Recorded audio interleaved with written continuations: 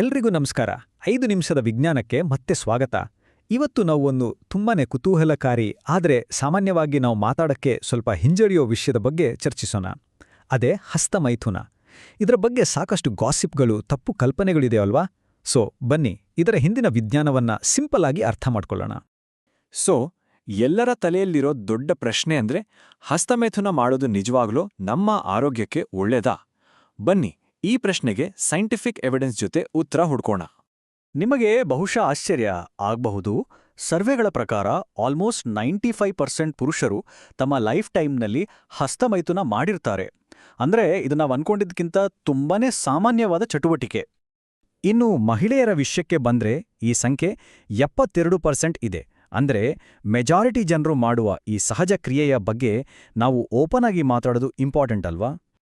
Okay, ಹಾಗಾದ್ರೆ ಬನ್ನಿ deep ಆಗಿ ಡೈವ್ ಮಾಡೋಣ. ಇವತ್ತು ನಾವು ಏನೆಲ್ಲ ಕವರ್ ಮಾಡ್ತೀವಿ ಅಂದ್ರೆ, ಮೊದಲಿಗೆ ಇದ್ರ ಬಗ್ಗೆ ಮಾತಾಡೋಣ. ನೆಕ್ಸ್ಟ್ ಇದರ ಹಿಂದಿರೋ ಫೀಲ್ ಗುಡ್ ಸೈನ್ಸ್, ಆಮೇಲೆ ಕೆಲವು ಸರ್ಪ್ರೈಸಿಂಗ್ ಹೆಲ್ತ್ ಬೆನಿಫಿಟ್ಸ್, ಆನಂತರ ಇದು ಸೆಕ್ಷುವಲ್ ವೆಲ್ನೆಸ್ಗೆ ಹೇಗೆ ಬೂಸ್ಟ್ ಕೊಡುತ್ತೆ, ಮತ್ತು ಕೊನೆಗೆ ನಿಮ್ಗೊಂದು ಕ್ವಿಕ್ ಪ್ರೋ ಟಿಪ್. ಸರಿ, ಮೊದಲಿಗೆ ಒಂದು ದೊಡ್ಡ ತಪ್ಪು ಕಲ್ಪನೆಯನ್ನ ಬ್ರೇಕ್ ಮಾಡೋಣ. ಇದು ಕೇವಲ ಸಿಂಗಲ್ ಆಗಿರೋರಿಗೆ ಮಾತ್ರ ಸೀಮಿತ ಅಲ್ಲ. ರೀಸೆಂಟ್ ಸ್ಟಡೀಸ್ ಪ್ರಕಾರ ರಿಲೇಷನ್ಶಿಪ್ನಲ್ಲಿರೋ 70% ಪುರುಷರು ಮತ್ತು 40% ಮಹಿಳೆಯರು ಕೂಡ ಇದನ್ನ ಮಾಡ್ತಾರೆ. ಈಗ ಇದರ ಹಿಂದಿರೋ ಆ ಫೀಲ್ ಗುಡ್ ಸೈನ್ಸ್ ಬಗ್ಗೆ ನೋಡೋಣ. ಯಾಕಿದು ಅಷ್ಟು ಖುಷಿ ಕೊಡುತ್ತೆ ಮತ್ತೆ ಇದರ ತಕ್ಷಣದ ಬೆನಿಫಿಟ್ಸ್ ಏನು? ಎಲ್ಲದಕ್ಕೂ ಉತ್ತರ ನಮ್ಮ ಬ್ರೈನ್ನಲ್ಲೇ ಇದೆ. ಇದರ ಹಿಂದಿನ ಸೀಕ್ರೆಟ್ ಏನು ಗೊತ್ತಾ? ಡೋಪಮಿನ್. ಇದನ್ನ ನಮ್ಮ ಬ್ರೈನ್ನ ಹ್ಯಾಪಿ ಹಾರ್ಮೋನ್ ಅಂತನೂ ಕರಿಬೋದು. ಇದು ರಿಲೀಸ್ ಆದಾಗ ನಮ್ಮ ಸ್ಟ್ರೆಸ್ ಲೆವೆಲ್ಸ್ ಕಡಿಮೆ ಆಗಿ ಮನಸ್ಸಿಗೆ ಒಂಥರ ರಿಲ್ಯಾಕ್ಸ್ ಅನ್ಸುತ್ತೆ. ಅಷ್ಟೇ ಅಲ್ಲ, ಪರಾಕಾಷ್ಠೆ ಅಥವಾ ಆರ್ಗ್ಯಾಸಮ್ ಸಮಯದಲ್ಲಿ ರಿಲೀಸ್ ಆಗೋ ಎಂಡೋರ್ಫಿನ್ಗಳು ನೋವಿನ ಅನುಭವನ ಕಡಿಮೆ ಮಾಡ್ತವೆ. ಇದೊಂಥರ ನಮ್ಮ ದೇಹದ ನ್ಯಾಚುರಲ್ ಪೇನ್ ಕಿಲ್ಲರ್ಸ್ ಇದ್ದ ಹಾಗೆ.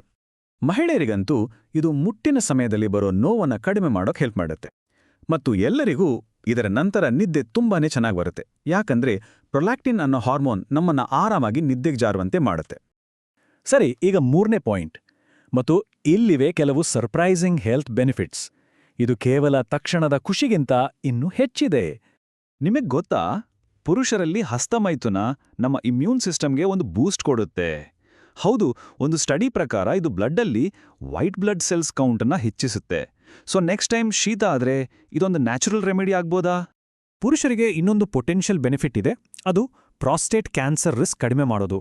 ಆಗಾಗ ಸ್ಖಲನ ಮಾಡೋದಕ್ಕೂ ಮತ್ತು ಪ್ರಾಸ್ಟೇಟ್ ಕ್ಯಾನ್ಸರ್ ರಿಸ್ಕ್ ಕಡಿಮೆ ಆಗೋದಕ್ಕೂ ಒಂದು ಲಿಂಕ್ ಇದೆ ಅಂತ ಕಂಡುಬಂದಿದೆ. ಇದರ ಬಗ್ಗೆ ರಿಸರ್ಚರ್ಸ್ ಹತ್ರ ಒಂದು ಸಖತ್ ಥಿಯರಿ ಇದೆ. ಆ ಥಿಯರಿ ಅರ್ಥ ಮಾಡ್ಕೊಳ್ಳೋ ಮುಂಚೆ ಒಂದು ಟೆಕ್ನಿಕಲ್ ಪದವನ್ನ ಸಿಂಪಲ್ ಆಗಿ ನೋಡೋಣ. ಕಾರ್ಸಿನೋಜೆನಿಕ್ಸ್ ಸ್ರವಿಸುವಿಕೆ. ಸಿಂಪಲ್ ಆಗಿ ಹೇಳೋದಾದ್ರೆ, ಇವು ಪ್ರಾಸ್ಟೇಟ್ ಗ್ಲ್ಯಾಂಡ್ನಲ್ಲಿ ಕಾಲಕ್ರಮೇಣ ಬಿಲ್ಡಪ್ ಆಗಬಹುದಾದ ಕ್ಯಾನ್ಸರ್ಗೆ ಕಾರಣವಾಗಬಲ್ಲ ಕೆಲವು ಕೆಮಿಕಲ್ಸ್. ಹಾಗಾದ್ರೆ ಆ ಥಿಯರಿ ಏನ್ ಹೇಳುತ್ತೆ? ಬನ್ನಿ 3 ಸಿಂಪಲ್ ಸ್ಟೆಪ್ಸ್ನಲ್ಲಿ ನೋಡೋಣ. 1, ಈ ಹಾನಿಕಾರಕ ಕೆಮಿಕಲ್ಸ್ ಪ್ರಾಸ್ಟೇಟ್ನಲ್ಲಿ ಸೇರ್ಕೊಳ್ತಾವೆ.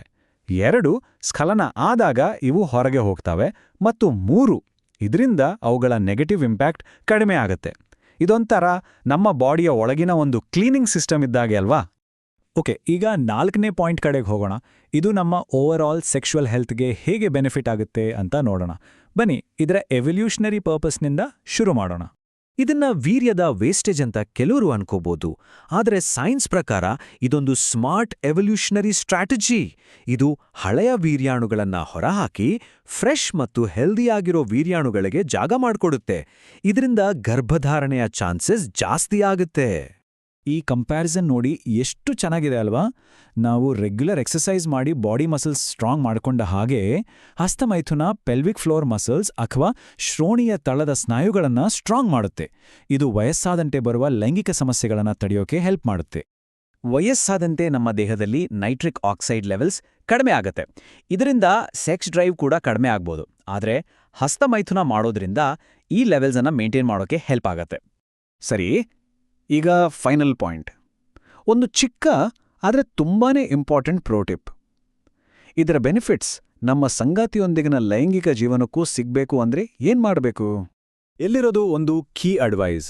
ಪ್ರತಿ ಬಾರಿಯೂ ಒಂದೇ ರೀತಿ ಪರಾಕಾಷ್ಠೆ ತಲುಪಿದ್ರೆ ಅದು ಬೇರೆ ಬೇರೆ ರೀತಿಯ ಪ್ರಚೋದನೆಗಳಿಗೆ ಸ್ಪಂದಿಸೋ ಕೆಪಾಸಿಟಿನ ಕಡಿಮೆ ಮಾಡಬಹುದು. ಸೊ ಪಾಯಿಂಟ್ ಏನಂದ್ರೆ, ಹೊಸ ತಂತ್ರಗಳನ್ನ ಟ್ರೈ ಮಾಡ್ತಾ ಇರೋದು ತುಂಬಾನೇ ಮುಖ್ಯ. ಇದು ನಿಮ್ಮ ಪಾರ್ಟ್ನರ್ ಜೊತೆಗಿನ ಜೀವನಕ್ಕೂ ಹೆಲ್ಪ್ ಮಾಡುತ್ತೆ. ಸೊ ಫೈನಲ್ ಟೇಕ್ ಅವೇ ಏನು? ಹಸ್ತಮೈಥುನ ಅನ್ನೋದು ಒಂದು ಸೇಫ್ ಮತ್ತು ಹೆಲ್ತಿ ಆಕ್ಟಿವಿಟಿ. ಇದು ಸೈಂಟಿಫಿಕ್ ಆಗಿ ಪ್ರೂವ್ ಆಗಿರೋ ಬೆನಿಫಿಟ್ಸ್ ಇರೋ ನಮ್ಮ ಸೆಲ್ಫ್ ಕೇರ್ನ ಒಂದು ನಾರ್ಮಲ್ ಭಾಗ. ಈಗ ನಮಗೆ ಇದರ ಹಿಂದಿನ ವಿಜ್ಞಾನ ಗೊತ್ತಾಗಿದೆ. ಹಾಗಾದ್ರೆ ನಮ್ಮ ಸೆಲ್ಫ್ ಕೇರ್ ಬಗ್ಗೆ ನಾವು ಯೋಚಿಸೋ ರೀತಿನ ಇದು ಬದಲಾಯಿಸಬಹುದಾ? ಇದೊಂದು ಯೋಚನೆ ಮಾಡಬೇಕಾದ ಪ್ರಶ್ನೆ ಅಲ್ವಾ? ನಿಮ್ಗೆ ಈ ಮಾಹಿತಿ ಇಷ್ಟ ಆಗಿದ್ರೆ ಆ ಲೈಕ್ ಬಟನ್ ಒತ್ತಿ, ಎಲ್ಲರೊಂದಿಗೆ ಶೇರ್ ಮಾಡಿ ಮತ್ತು ಹೆಚ್ಚಿನದಕ್ಕಾಗಿ ಸಬ್ಸ್ಕ್ರೈಬ್ ಆಗಿ. ನಿಮ್ಮ ಅನಿಸಿಕೆಗಳನ್ನ ಕೆಳಗೆ ಕಾಮೆಂಟ್ ಮಾಡಿ. ನಾಳೆ ಇದೇ ಸಮಯಕ್ಕೆ ಮತ್ತೆ ಸಿಗೋಣ.